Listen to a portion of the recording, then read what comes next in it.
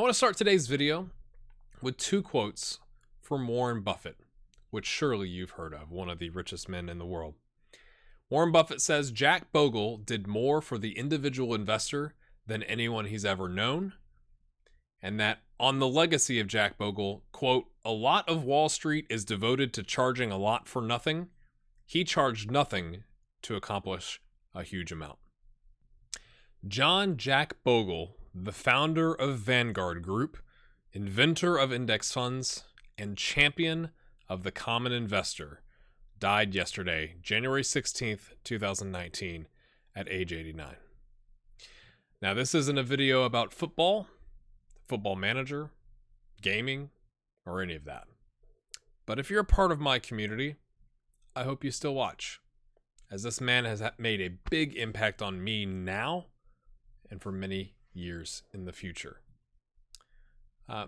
Most of you may not know this. Personal finance is a passion of mine, and I started out when I was in college learning about it, thanks to my dad getting me a subscription to Money Magazine when I went to college. Yes, at age 18, I'm sitting there reading Money Magazine, which at the end of the day had some good articles, but was a lot of advertisements for very expensive investments. So what does this have to do with Jack Bogle? As an American, the safety nets for old age have withered as time goes on. Pensions, once common at many companies, have slowly disappeared. Social Security, which if you're, from the UK and not familiar, is essentially you pay into it with each of your paychecks, and then your current contributions are funding someone else's retirement.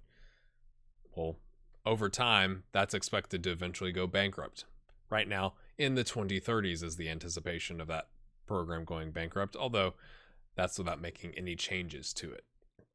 But still, pensions are disappearing. Social Security is probably going to go bust. This has put the onus of planning for your own old age and how you would fund it to survive on the individual. And when individuals have to make choices, especially complicated ones that they don't have deep knowledge on, they become ripe targets for salespeople and professional scammers who poach upon them to earn their own livings. You see, friends, most financial advisors are really salespeople in disguise. Mr. Bogle was, in recent years, pushing for legislation in Washington, D.C. to force anyone that was dealing with an individual investor to have what's called a fiduciary duty to that investor. Now, what's fiduciary duty? It means you legally have to act in the best interest of the person you have the fiduciary duty to. It's quite the high bar, because if you don't meet it, you can be sued. Which is why most financial advisors don't want it. They'd have to prove how taking high commissions, churning their clients' investments from one expensive investment to another that's very similar just to generate another commission, and many other tactics would be in line with the fiduciary duty. And the problem is, they wouldn't be, and that would put them at risk. And the rules or laws haven't been changed, so ignorant investors are like sheep among wolves, and they continue to be fleeced. He was pushing to change that. But prior to that, Mr. Bogle literally invented what's called a passive index fund. Now, what does that mean? An index fund is essentially a mutual fund that tracks an index. So like you'll see on websites the S&P 500 or the Dow or the FTSE 100 in London. So a mutual fund is just a bunch of investors pooling their money together to buy shares in companies. And there's two types, passive and active. Active investing is where you have a manager that is in charge and they get paid, and therefore the fees are higher for the mutual fund to go pick the best companies. With passive investing, you say, I don't think anybody's going to be able to pick the best companies over the next 30, 40 years consistently. So I'm going to pick all the companies and just take whatever the index gives me. So if the index goes up, my investment's going to go up. If the index goes down, then my investment's going to go down. And I'm going to accept the passive average return, which at the time was a controversial idea. It forces you to ignore the performance of the investment and to focus on really the only thing you can control: costs. So that in and of itself was controversial because why? The best investment managers earn the high fees they charge their clients through better performance, right? And while that might be true in short chunks of time, it ends up not being true in the long run.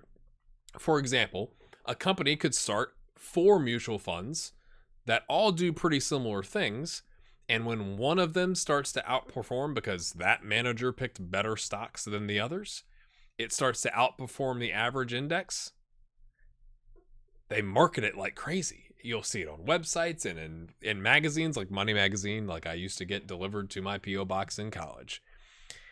And they market the investment so that more people come in. They say, like, we have beaten the average. We are doing better than anyone else. And more investors put their money in, which obviously is going to cost the investors money, therefore generating a profit for the firm. Then they quietly close those 3 other funds that were underperforming so no one notices. And then, inevitably, over 5, 10, 15, 20 years, whatever it is, that fund starts to underperform compared to the average. Because, of course, you might be able to select the best stocks for the next 5 years or the best investments for the next 5 years or next 10 years. But to do it year in and year out for 20, 30 years, which is what in the United States a lot of investors are going to be investing for, is literally impossible. And so it starts to underperform, which is what Mr. Bogle argued.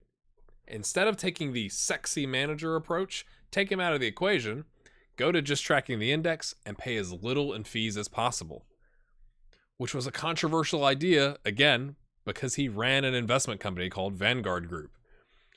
The whole purpose was to get cost as absolutely low as possible for their customers, because that's the only thing their customers could really control. So what's this look like in reality?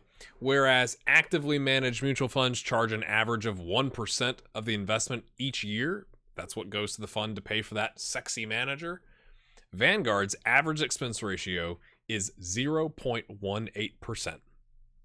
And for some of their largest, more normal funds that an investor could want, that ratio gets below 0.1%. It's a big difference. So if you are a fan of Football Manager and made it to this part of the video, look at it this way. It's like getting the same performance out of a player in a given year. You have 2 paths. You get the same performance in the given year. And the only thing you can change is how much you paid the agent. Guaranteed same performance. Instead of paying the agent a $100 fee, you paid him $18. That adds up over time. The impact of this decision has resonated throughout the financial industry. Expense ratios, on average, have come down a little bit. And one of Vanguard's largest competitors, Fidelity, recently launched 0 expense ratio funds in order to compete with Vanguard. All of this has been great for the individual investor, and all of it started with one man's idea, which grew to one company, which changed an industry. Jack Bogle, dead at 89. Rest in peace.